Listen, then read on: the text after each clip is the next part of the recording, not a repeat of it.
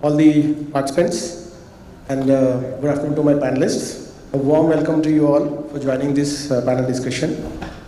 We have been hearing some wonderful thoughts since morning about how we can actually advance the automobile ecosystem in India, and how the new technologies like electric vehicles, etc., can be taken forward through collaborative efforts in the previous panel. So let's look at some challenges or some solutions that are pertaining to the current scenario which we are facing regarding how we can catch up with the rest of the world, or meet certain carbon neutral targets coming up in the coming next few years, while also maintaining the the dependence on the external forces to a reduced extent, right? So let's focus our panel on this factor, using this factor of fuel mix. Okay. Just to set some context, I've gathered a few data points from the public domain. Most of it was from government sources, through their Vahan portal and etc. So if you see the progression of the vehicle mix, the fuel mix in Indian passenger vehicles, or the light motor vehicles as we call it. So broadly, since the past 20 years, the trend has been that owing to the government regulations and certain severe restrictions in terms of the court rulings, as well as some controls of phasing out of the older vehicles. The share of diesel has relatively come down from about 50% at one point of time to about 25 to 30% now. Okay, it's still significant. Then the petrol continues to be in the range of 40 to 45% at a broader level. So the one big thing that we have seen is the dual fuel or the combi fuel, which includes petrol plus CNG, or the hybrid versions that have come up. Now the pure EVs, as we all have seen, India has been a late entrant into this game. So that share is still at about 3 to 5%, depending upon the segment that you look at, right? So this is the scenario what we have. Now, if we look at the future, as everybody is saying, that government has targets to go to 30% of new vehicle sales as EVs. I'm not sure whether we can go to that kind of ambitious targets, considering the relative practical challenges that we face in our country. Let's look at point by point what we can achieve in terms of the best fuel mix. Okay, so I have some pointers, and since we have multiple experts on single topic, I'll be pointing out each of the pointers to 2 or 3 respondents and request you to provide your insights. So among the all available fuel mix, like ICEs, hybrid, CNG, and hydrogen fuel cell, which technologies are most relevant in the short term, medium term, and long term for India? So I would expect the answer from Mr. Srijit and Mr. Ashok, who are working on the technologies with the government, as well as in terms of the engine development activities. Thank you so much. Regarding these, there are hybrid technologies. There are also CNG, hydrogen fuel cells and all. So what I feel is that the hybrid vehicles and also CNG, those both are the major players that can and that are really easily being adopted by our society. So in my view, hybrid and also the CNG, and don't forget, I should also include this bio CNG. These two are the major segments that can go forward. Yeah, regarding hydrogen fuel cell technology, this technology is still in their initial phase that required further R&Ds to go further. Thanks. Thanks for the question. I think it's a very relevant question, and it's the answer is quite need of hour for the markets like India. Now the thing is, while setting the context, we have spoken about how diesel market share used to be on a higher side, and then later on it has dropped. So basically the regulation plays a very key role in in deciding that in future which type of fuel is going to stay. So that has happened for diesel because of this transition from BS4 to BS6 and the higher cost of the after treatment. Now when we talk about the other fuels, there are certain regulations from the passenger point of view which has been implemented and certain are being in the phase of making. For example, the CAFE, the corporate average fuel economy norm, is a very well established in many regions, I mean in US, Europe, even in China. So even in India we have a CAFE norms for the cars. The phase 1 came in 2017-18 for, and if you look at the target, it was 130 grams per kilometer, which is equivalent to what even Europe had 2 years back. So they also started with 130, and then the phase 2 kicked in 2023, where we have stringency of I think roughly 17%, and we came down to 113. Whereas Europe, they had a much stringent target of 95 grams.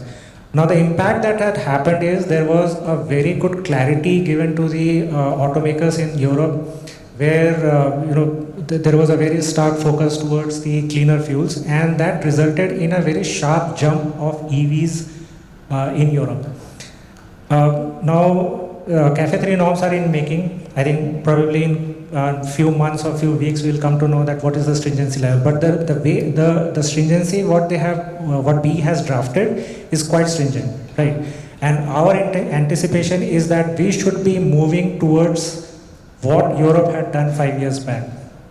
Now, coming to your question that what is the future of the other fuels, I mean, my thought is that regulation by the way it is being made, it is technology neutral. So it doesn't show any bias towards any type of a fuel.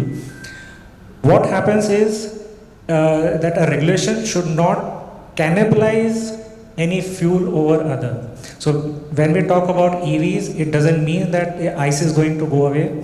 When we talk about EVs, it doesn't mean that there is no scope for CNG or hybrids to come. Now the important point to note is whenever any cleaner fuel comes in any market, for example, let's say the CAFE 3 norms comes and it's very stringent, and in India by 2030 we'll have 15% of NEVs. So it means that remaining 85% will still be an ICE. Now the thought is that we should not just leave the ICE behind. I mean, there is a terminology called as backsliding. And in US, Europe, there is a lot of discussion that what you do with your ICE. So there the hybrids, there the newer technologies can play a key role. So basically it is a point of coexistence of all technologies. And I mean, see, we all know that in some point in future, the net zero goals are going to kick in for each and every country, right? So, and India is looking for becoming an export hub. So this is the chance for India right now where they can transition and they can adopt for a cleaner technology. So in the short term, yes, we should be investing a lot and gear up for the EVs, but we should not be turning our eyes towards improving our eyes using hybrid technologies. And over a period when these technologies mature, probably in the midterm, the share of the EVs or hydrogen-based technologies would increase, and then steadily all the ICE-based technologies will decrease over a period of time. So that's my thought. Thank you, sir. So my point here is, sir, a bit different. Actually, our hybrid system is already quite mature. A lot of technologies there in India also, Toyota and Maruti Suzuki, they have their hybrid vehicles. So these are already available technology. In short term, in my prospect, we can promote the hybrid. And in the middle term, like after 5 years or something, means in between we should also work in the other segment also. And like CBG, CNG, blending, that could be a very nice way, because CBG is actually very good fuel in terms of entire life cycle assessment if we do about the CBG. And then coming to the long term impact, here I found like hydrogen ICE and hydrogen fuel cell, both can coexist along with the LNG, because for the trucks and all this segment, LNG could be a very good option. hydrogen fuel cell have some limitations that can be taken care of by the hydrogen ice. So they can complement each other. So that's my perspective about the short term, medium term and the long term perspective.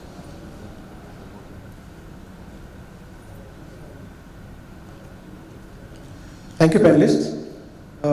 My next question is regarding, since we all know that we are moving towards cleaner fuels, but there are certain challenges in terms of the available engine technologies, or some people talk about the supply chain issues, and certain self-sustainability in terms of electric vehicles as we talk. So my question to Dr.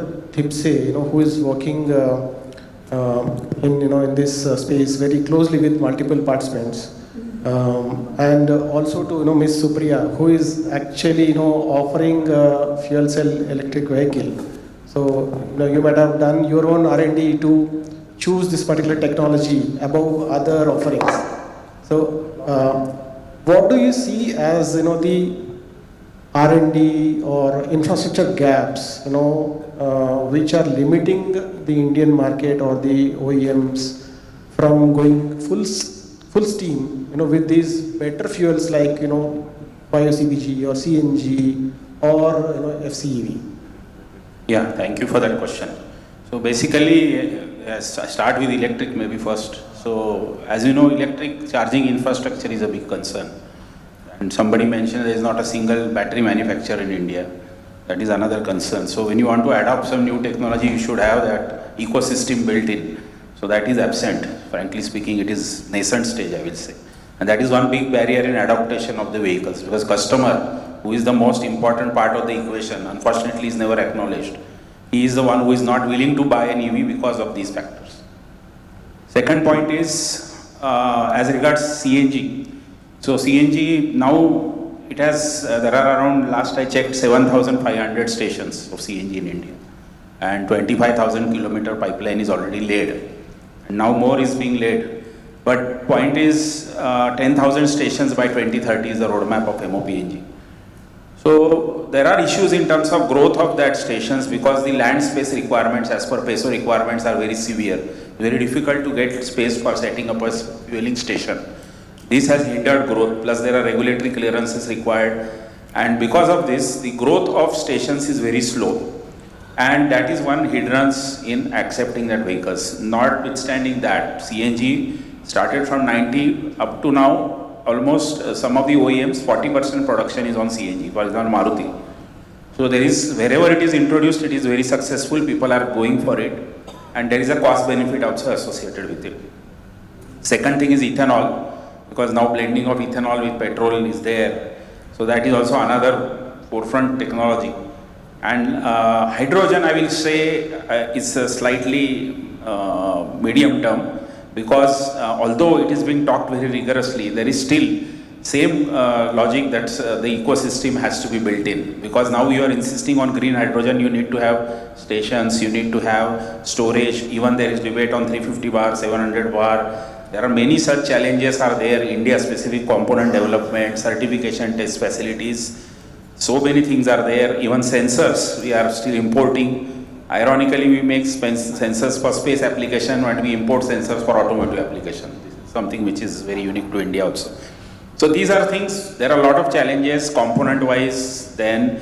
So all this together, I will say long term, there are challenges in terms of development. But fortunately, our ministries aligned in terms of R&D.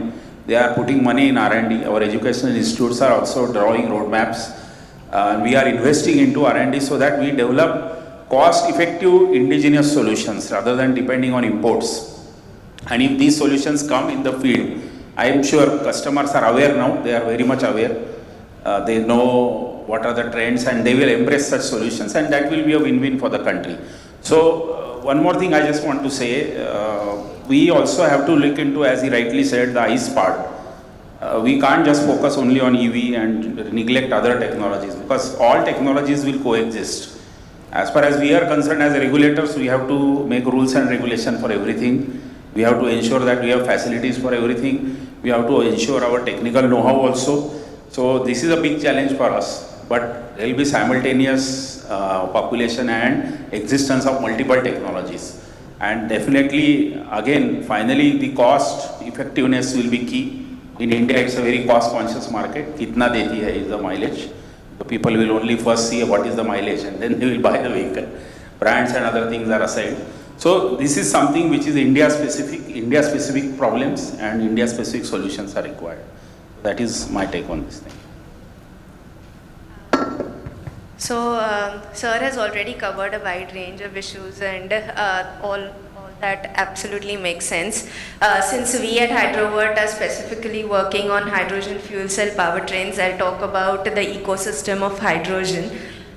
So hydrogen today is at a very nascent stage, and for any technology to make it successful, everyone, all stakeholders have to participate and work towards it. So in case of hydrogen, starting with the government is interested in hydrogen and pushing for it because not just zero emissions, but also because it makes economic sense. You can make hydrogen in India, use it, and then it has potential to export it also. So that is why we want to decrease the forex or dependency on other countries for our oil and gas needs. That is one, energy independence. That is why the government is taking active interest in hydrogen.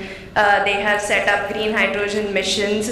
PSUs are forced to set up hydrogen stations across the country. NTPC, IOCL, BPCL, all of them are looking at using their existing infrastructure of oil, petrol pumps for hydrogen in the future.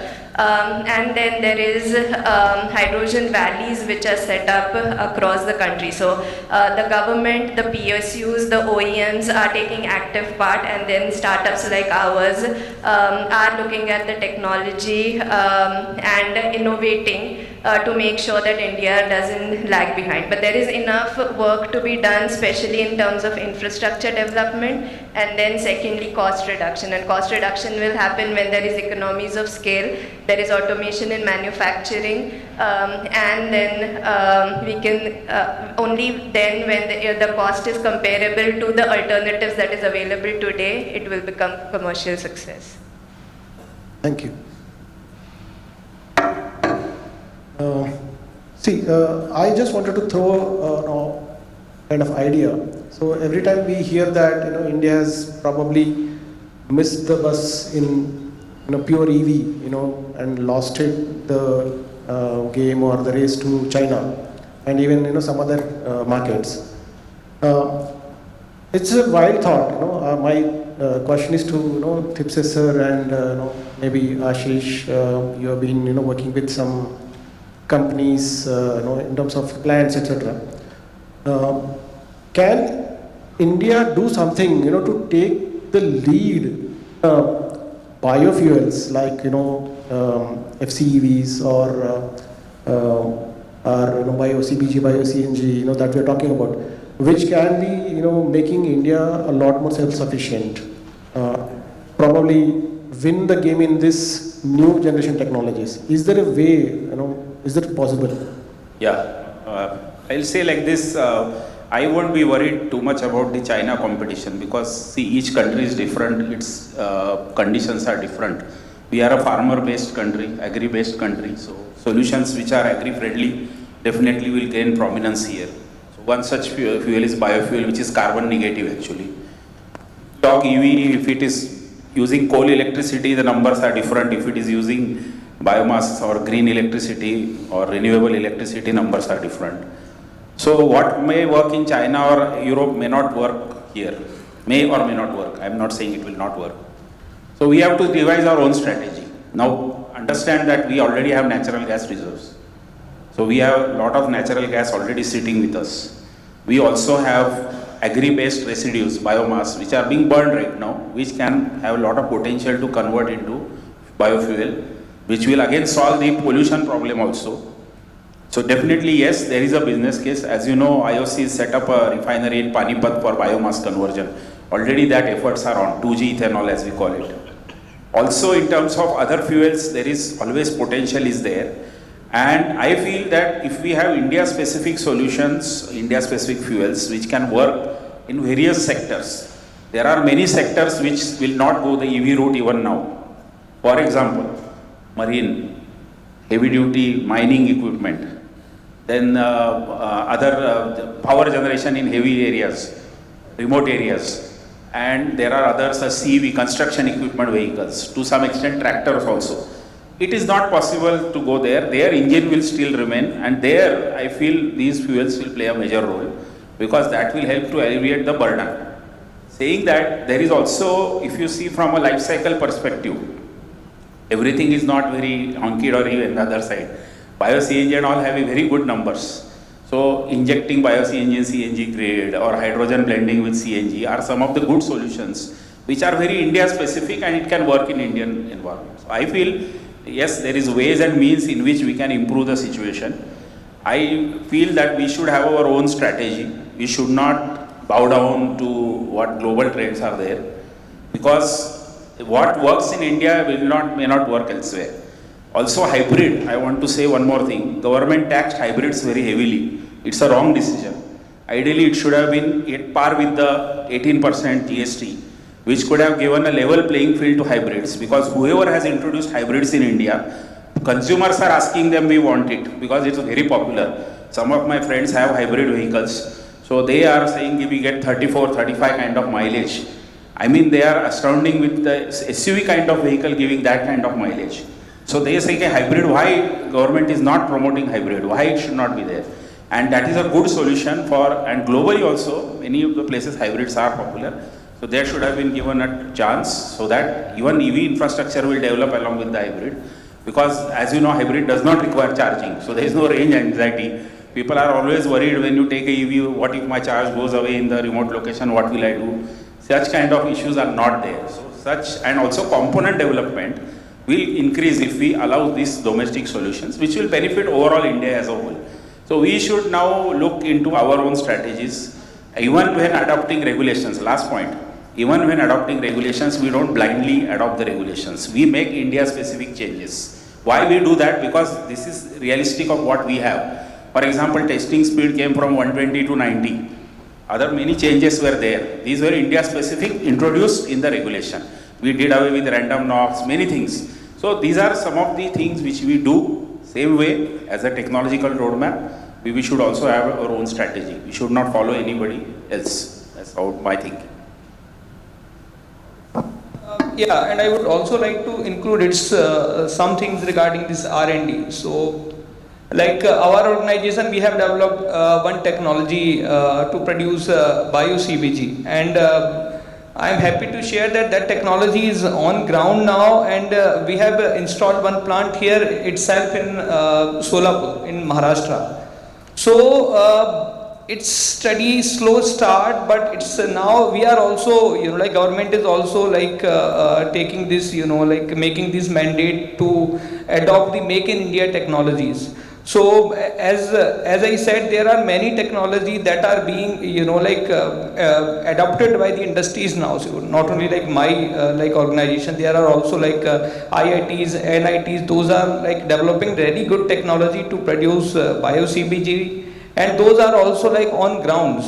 So, okay, I mean, the thing is that we also have to change our mindset. That sometimes we think that, okay, it's abroad technology that would be better than ours. But we as a researchers, as a scientists are developing many technologies. Those are far better than what we get from Germany and maybe from China as well.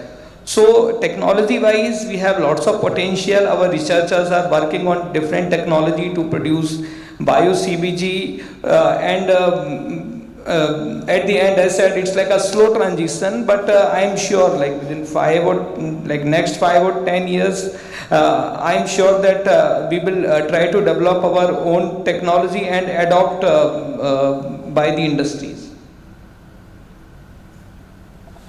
Thank you for your insight.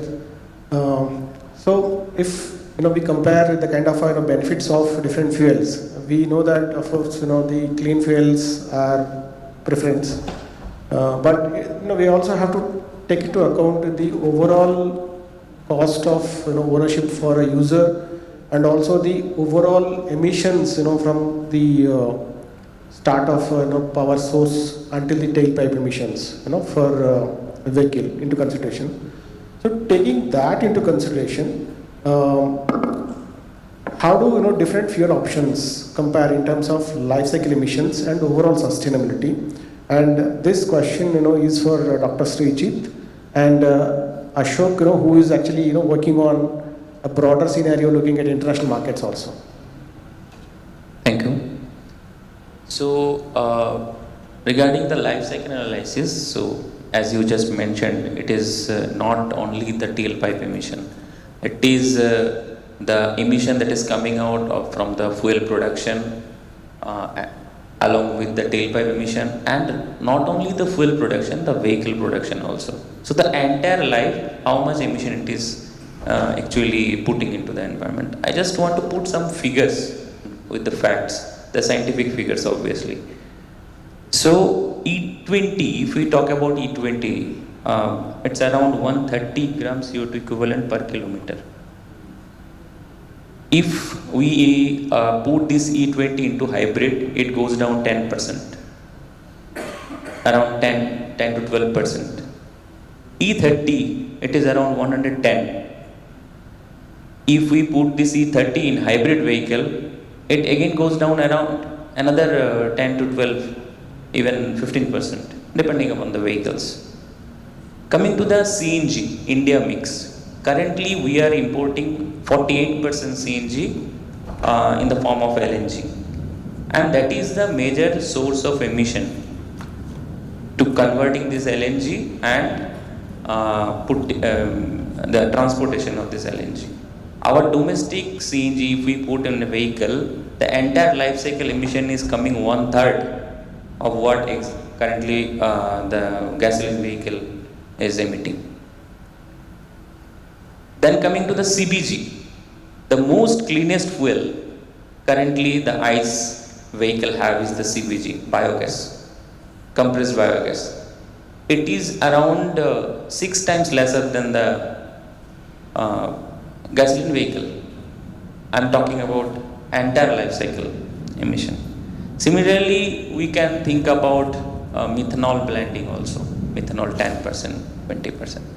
Now, just take apart this SI engine configuration. I just come into the diesel engine configuration. Diesel, which is currently in the position of 160 gram CO2 equivalent per kilometer basis. Butanol diesel blending, if this butanol source is from sugar cane or lignocellulose, it could drastically come down. And it could be come down to 15% to 20%. Only butanol 10% butanol blending. If we took it to 20% blending, it will go down more. So similarly, there is a very promising fuel in the diesel segment, that is DME, dimethyl ether. It could bring down the emission to only 30,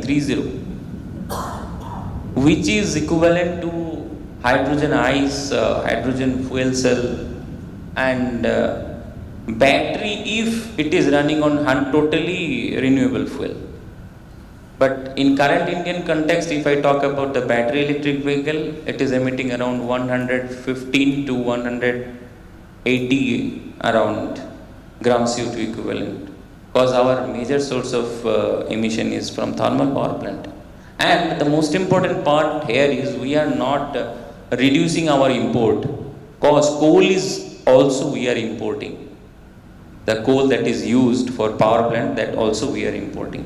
We have a lot of coal in India, that highest content coal.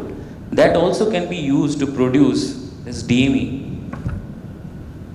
So these are some facts and figures. I just want to put it in front of you regarding the life cycle emission. Yeah, that was really insightful. I think it gave a very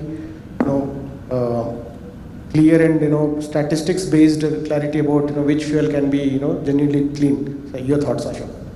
Yeah, when we talk about life cycle analysis, by far EVs take the first spot, and even if the grid is dirty, You know, in India we always talk about dirty grids, but still the overall life cycle of an EV is much better as compared to the other fuels. Next comes the hydrogen, but then it has to be a green hydrogen. Grey hydrogen is not that better. And when we talk about CNG, now CNG, the thing is the methane slip. You know, whenever there is you fill or the transportation happens, the slip is not so good for the climate, and the global warming potential of methane is very high. So in that sense, when we look at the life cycle point of view, bio-CNG could fare much better than a fossil-based CNG. Right, so in that sense, India should be pushing more towards bio-CNG, and I mean, as our grids start becoming cleaner and cleaner, then probably the EVs and the green hydrogen-based vehicles would be much more, better from the life cycle point of view. Thank you, Ashok. Next, my question is about the affordability factor of these different fuel technology-based engines and vehicles. So I'll direct it to Ms. Supriya, and also Dr. Thipse, who can probably respond from a government's perspective. So what are the specific factors that can bring down these cleaner technology vehicles into a competitive pricing? The reason I'm asking is the moment somebody thinks about a better fuel technology, whether CNG or even as simple as a micro hybrid, which probably improves the mileage, etc. But it is prohibitively taxed by the government, unfortunately. So these are the factors, the cost factors. Sometimes as a industry observer, I have seen some different perspectives where experts say that the incremental cost to offer this technology is relatively limited, very small. But when it comes to consumers, in the user market, it is drastically increased. Where is the gap? What can be done to reduce that incremental price so that these new technologies become affordable? If I have to talk about hydrogen today, the capex of hydrogen fuel cells is quite high, and there are a couple of reasons because it is high. One is, of course, when we started 4 years back making the hydrogen fuel cell powertrain, we used to import a lot of the components which are needed, including electronics, DC-DC converters, control units from outside, and that had a huge cost bearing on it.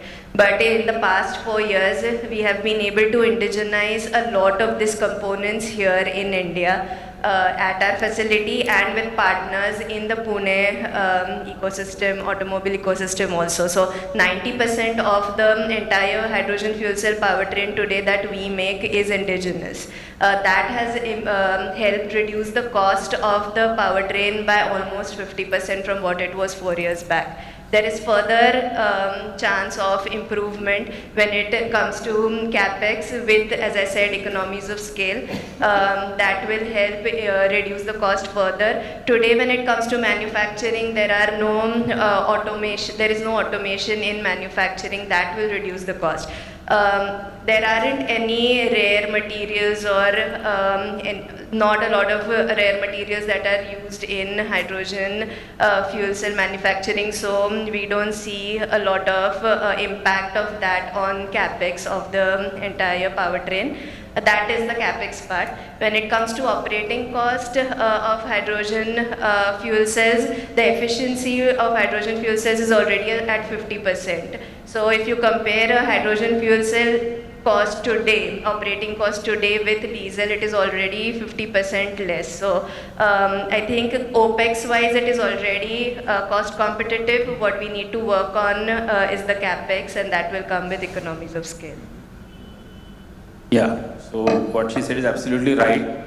So what I feel that government should prioritize the ecosystem development, Make in India, PLI, not just focus on EV components, should also include components of the supply chain, including electrolyzer manufacturing, compressor manufacturing, dispenser manufacturing, sensor manufacturing.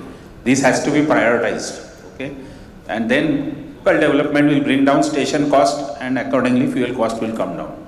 This is true for all sectors, okay? Now coming to your specific questions on the cost, natural gas is already cheaper, but as he rightly said, LNG regasification, the import of LNG is putting some strain. There is no subsidy on natural gas now. We are competing at a level playing field with the industry. Diesel petrol subsidy is also long gone. So one thing is maybe government should promote in terms of reducing road tax or give some benefit in terms of clean fuel vehicles, like what FAME 1, FAME 2, now e-drive, that is FAME 3 is coming. Without FAME, even EV sale would be crashing down. So I feel that is very difficult. So such schemes should go for other fuels also. Even in hydrogen, the government is insisting on green hydrogen. Cost of green hydrogen is around 600 rupees a kg. So if I really want to introduce it in tomorrow, it has to compete with CNG, which is operating 90 to 100. Who will buy that hydrogen? So we really need to work out solutions how to bring it down. Perhaps a good option would be to allow blue and grey hydrogen, which is cheaper, which is already available. Start with it. Once the ecosystem is built, cost comes down, then we can think of extending it to green hydrogen. That is one policy matter. Second point is, as you know, with mass scale manufacturing, costs will come down. So same happened with batteries, same happened with solar cells, same happened with cylinders, type 4 cylinders, same happened with other so many components. Same thing will happen here also with the mass use of fuel, that cost will come down eventually. And there are technologies which are competing with each other. My only approach is we should not select favorites. There should be level playing field and give all kinds of SOPs to everyone. Funding, R&D project funding, all these will matter, and low cost indigenous technologies will bring down the cost. Eventually I feel it will be a very neck to neck competition and cost, but definitely whatever fuel is going to come or technology has to be cost competitive. Otherwise it is not going to happen. We know that a vehicle of gold is always good. Nobody will buy a vehicle of gold. I know it's the best conductor, everything. It's not affordable. So whatever is there has to come down in terms of cost, and their magnitude of scale will help. And right now I feel immediately biofuels being cheaper and gas already being available seems to be good candidates.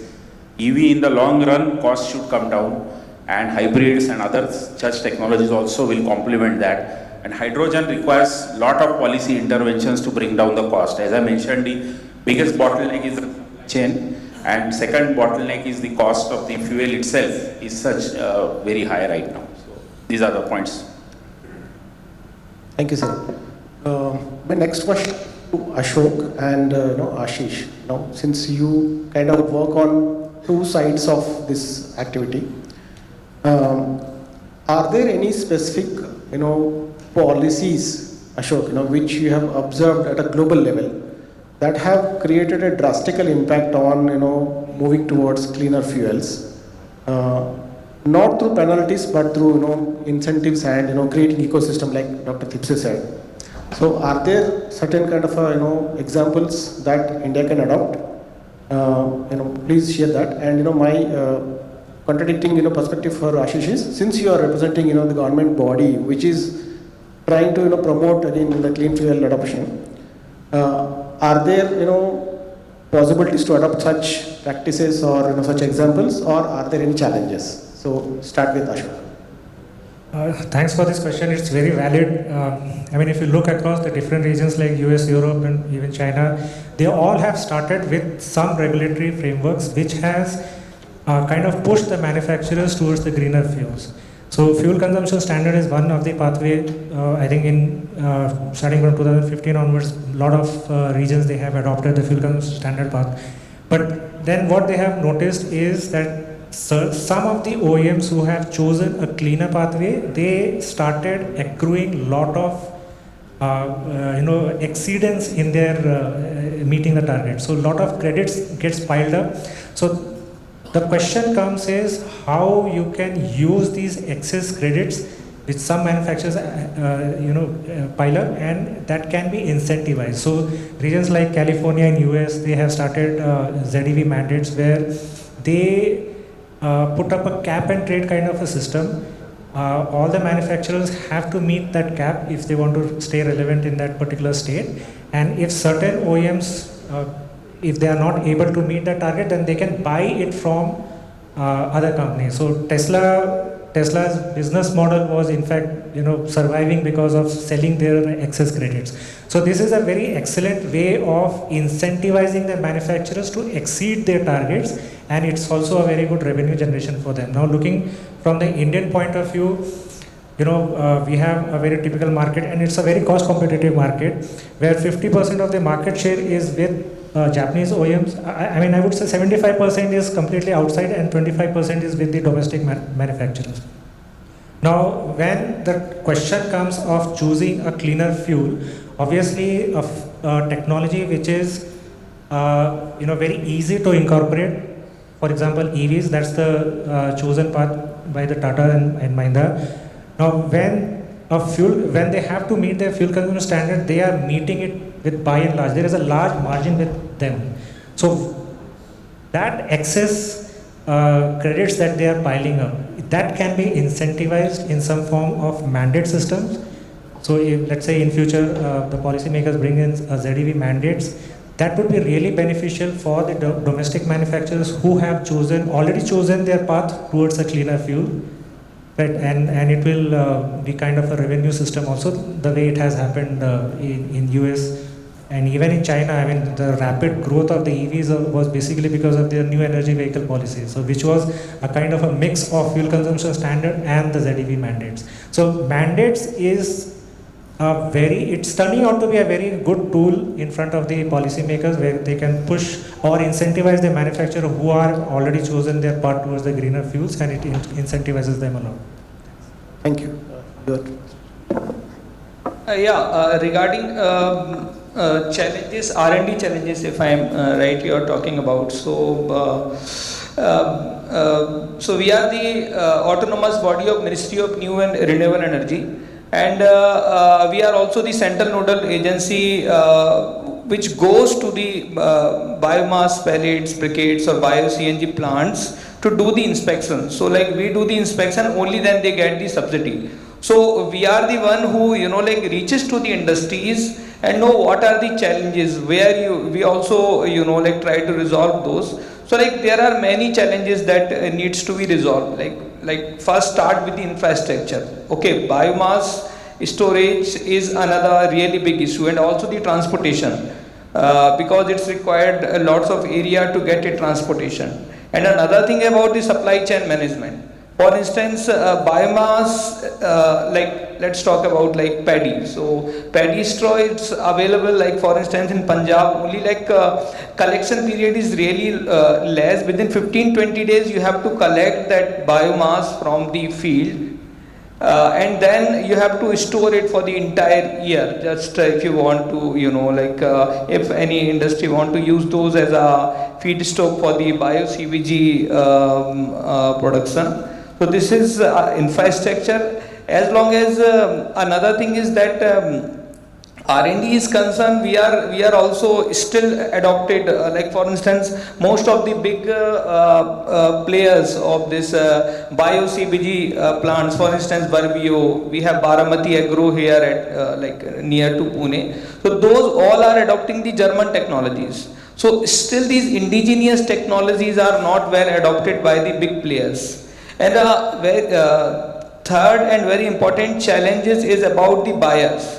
For instance, there are many big bio CBG plants. I have recently visited one. It is Verbio. It is in Punjab. So they are not able to work with their 100% capacity. We ask then why you are not working. Then what they say is that we don't have buyers. For instance, okay, we are producing, but where we will store it?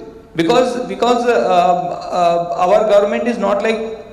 We don't have that much of good infrastructure, pipelines, fuel stations, and also really good adaptability when we compare to this fossil fuels.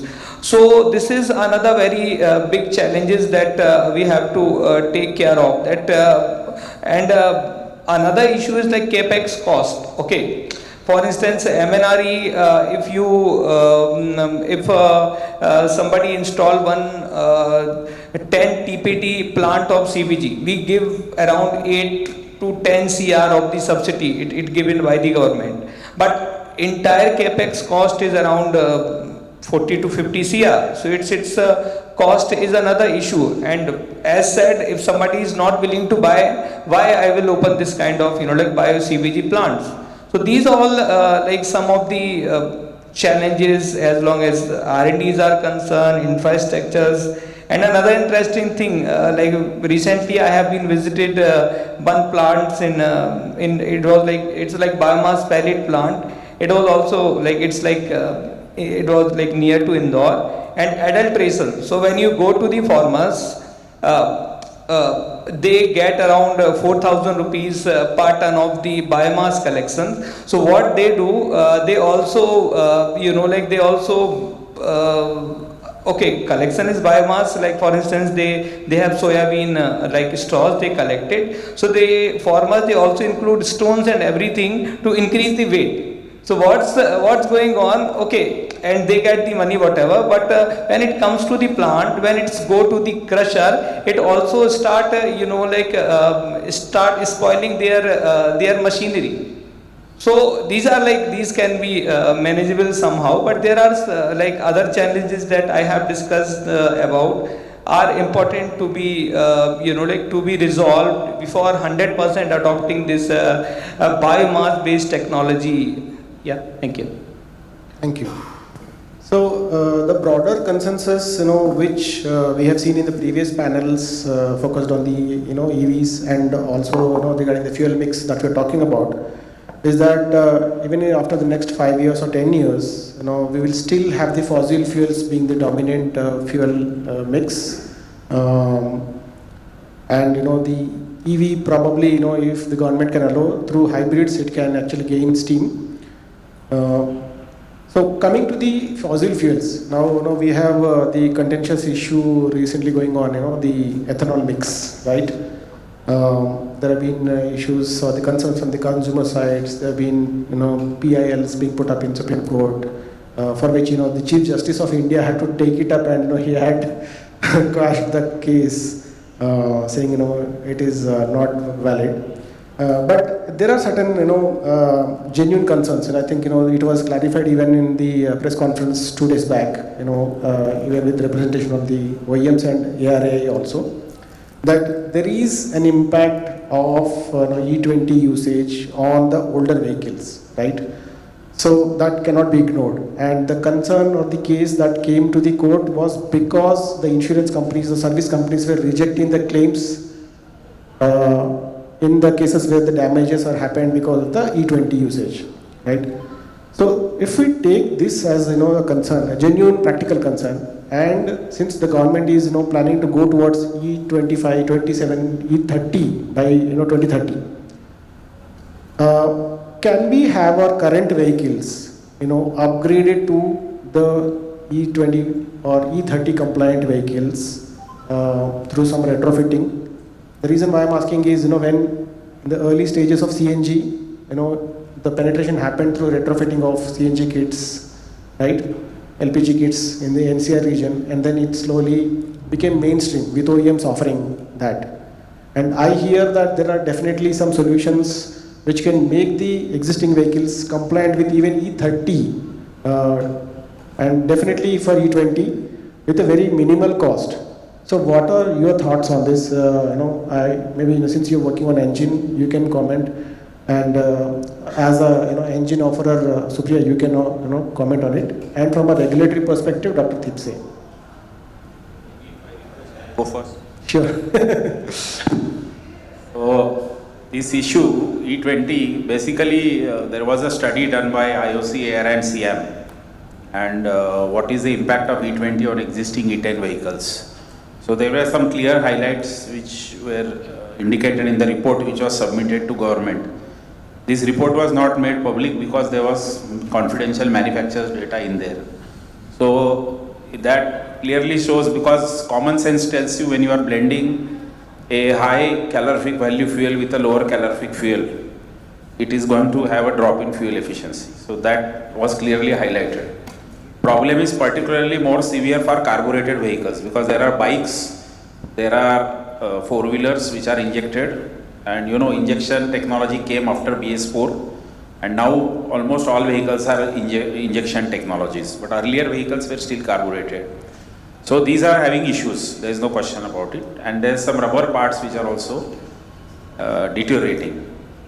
Now what happened was there were extensive road trials also done. See, whatever tests we do, they are very severe tests. There is like you dip the component in that fluid and keep it there for 18 weeks, definitely it is going to fail. But in field actual that much deterioration is not there. Now what happens in the field, I tell you. So this is known that fuel efficiency will drop, there will be some drop. Question is how the vehicle is maintained, everything will also count into that. It's one of the factors, not the factor. So people are saying engine got damaged, it's not going to happen with ethanol, let me clear. E20 is not going to damage the engine. Some rubber parts will have to be changed during service interval, it's a one-time change, not again and again. And as far as mileage drop is concerned, issue could have been better handled by the ministry. Number one, awareness campaign of consumers should have been done. It was recommended, it was discussed. Unfortunately, it was never done.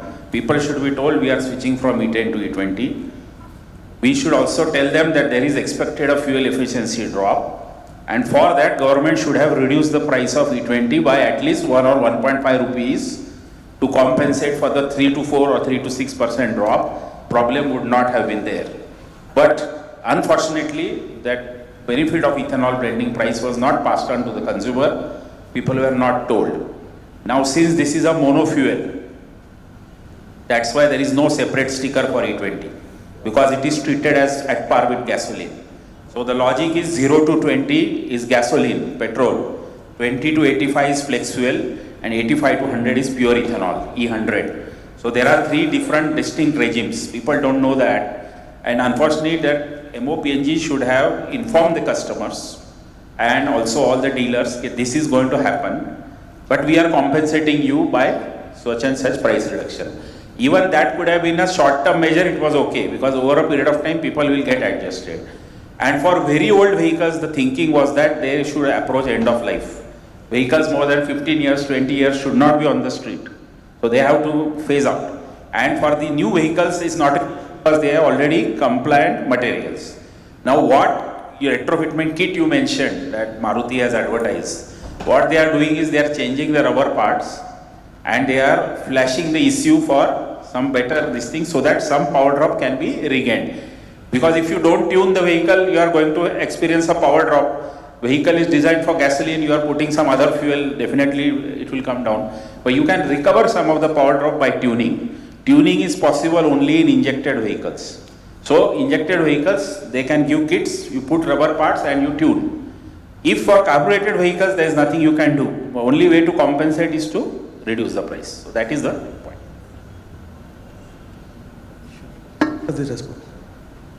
Your thoughts? Thank you, sir. Already, Thipse sir has addressed almost all the things in this domain.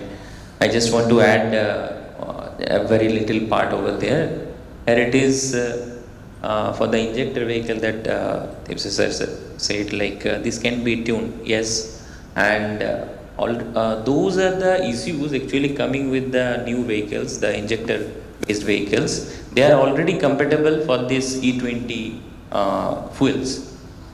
So when we go with the further blending like E30 or even like whatever currently is we are discussing. So for those, the tuning of the ECU will be done, will be different. So in that case, if you talk about the proper retrofitting, then when the E30 vehicle will come, E20 vehicle also need to have that programming into this. That tuning of the ECU also need to be done. So these are the things these are the engineering problems and that can be solved easily. These are not scientific problems. So these are small engineering problems, and for these industries are highly capable of handling all these issues. Ms. Supriya, I think I'm slightly modifying the question for you. So we have seen that a lot of the diesel vehicles, especially in the government transport network, converted from diesel to CNG vehicles. So, is there any possibility, such conversion can be done to the FCEV, in some minimal and reasonable costs through retrofitting? As a hydrogen fuel cell powertrain manufacturer, we do not recommend retrofitting hydrogen powertrains because gas management is not easy, as well as it has a lot of risks involved in it. So when it comes to retrofitting, I would say that OEM manufacturers like Mahindras and Tatas and all can use their existing chassis to fit in the powertrains in their existing design, but we would not recommend using older vehicles to retrofit hydrogen powertrains. Thank you.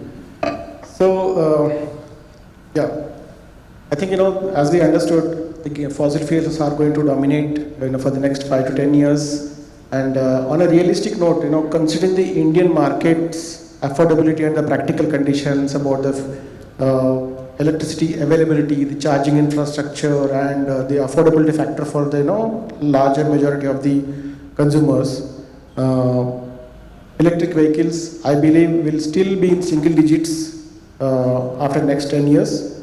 Maybe if government favors through some reasonable policies, the hybrids can actually boom. And I recommend personally also that as a way to go. So one good thing what we have observed is that even though India has been a late entrant into this blending, the classic example everybody talks about is Brazil. So they started about 50-55 years back, the ethanol blending, and we started I think hardly 10-15 years back. But in comparison, India has tried to go aggressive. So Brazil introduced E20 in 2015, and we have come up by 2020, 2022 itself, right? Now, Brazil has introduced E30 just this year, and we are trying to catch up to E30 by 2030. So, that catching up is very fast happening in India, and now since we know that there are retrofit solutions available for that, which can make the existing vehicles compatible to that fuel, it's a good thing. So, taking all these factors into consideration, as a panel and as a moderator of this session, I recommend and also kind of promote a balanced mix of fuels, with a conscious drive towards the biofuels, as the experts here have mentioned. And it's good to go with the blending, and since we have the solutions that can upgrade the existing engines to be compatible. So let's go towards that, and the overarching idea of the blending and going towards the biofuels is also to make India more self-reliant and less dependent on the international dynamics, and to deal with a lot of these certain stupid conditions that can come up with the whims and fancies of some global leader, right, that we are facing right now.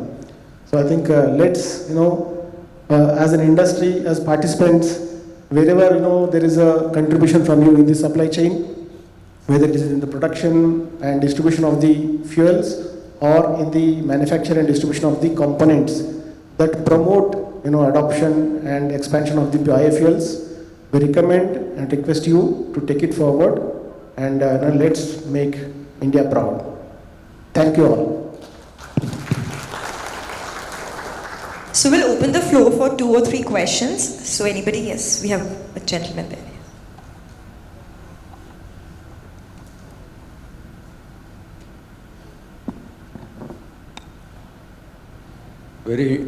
Very intellectual discussion. Compliments to all panelists. My question is there any long-term plan for E30 or E85 or E100, given all the recent issues with ethanol and basically India's limited production capability for ethanol? Yeah, so government is now considering E30 based on the Brazil model, because E27 was monofuel in Brazil, and E30, they shifted from E27 to E30 recently. There are 2 types of vehicles in Brazil. One is monofuel and other is flex fuel. Flex fuel is E85. I don't foresee flex fuel immediately coming because there is availability concerns pan-India ethanol is not available everywhere. Even now, when they say E20, average has come around 19% pan-India because there are some regions where no ethanol is there. So it is being shifted from other regions there for blending. So considering that, I think E30, first of all, there is going to be a study which is going to last at least 1.5 years. Again, similar to E20, we'll have to make a study with E30 and then come back, and again this time we'll recommend that there should be awareness campaign and some price reduction at least this time. So that is one thing. And E85, I will say no as of now immediately, because there is work being done by OEMs, and recently Finance Ministry has denied any GST benefit to flex fuels. I don't know why the reason of that decision, but in spite of MORC pitching it, they refused. So in any way, I feel E85 has a longer wait, but E30, yes, in the near future, yes.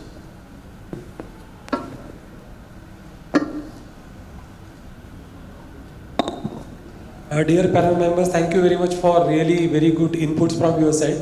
About EV vehicles, I think there is no, at the moment, clarity about scrappage of battery packs. So is there any some update? We are, I think, discussing since a long about, or since many years, but is there any clarity from government about it? Battery swapping is under discussion very actively.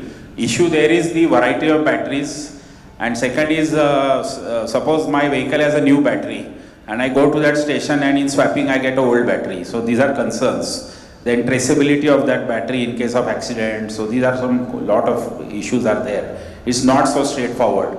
And even for a manufacturer who is, that person who is operating that battery swapping station, how many batteries he'll keep as a dead stock, because depends on the variety of vehicles and all that.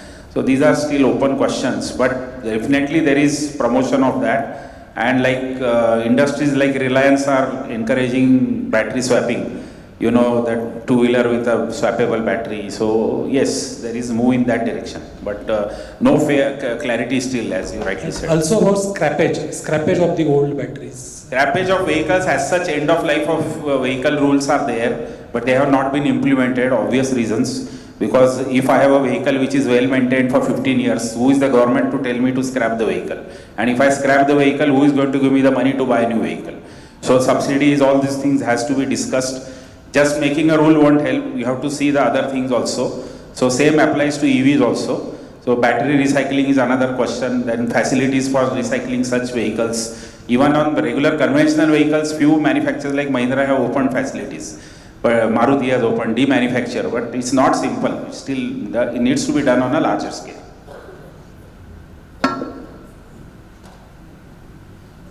We'll take one last question from Sir. Dr. Thipse, this question is in your direction. You just mentioned E30 because everywhere in the papers we're talking about E27. And if E30 comes, will that be monofuel or bifuel? Because we as a Skoda, if we have E30 as a monofuel, then we lose the technical advantages and the benefits that we get. So actually, there is a bit of a discussion going on from MORC side. We have been asked to work on E27, but the Ministry of Petroleum direction to BIS is E30. So there is still questions going on between SIAM and ARI and other parties. What should be the blend? Because if we work on E30, E27 will be taken care of. But you are rightly said that based on the Brazil, E27 seems to be the proper this thing. But this is still under discussion. We'll work it out and come up with a plan. Irrespective of the blend, are we discussing whatever amount we decide on, monofuel or bifuel? I mean, monofuel, it will be monofuel. It won't be, because point is all the E20 also has been classified as monofuel. So it will be, focus is on monofuel and not to go the bifuel or flex fuel route. Because eventually when you go above that, it is definitely going to go to flex fuel. So 40 or 85 won't matter. It has to be flex fuel. But right now they are trying to stick to monofuel mandate. We'll see how it goes. Thank you, sir.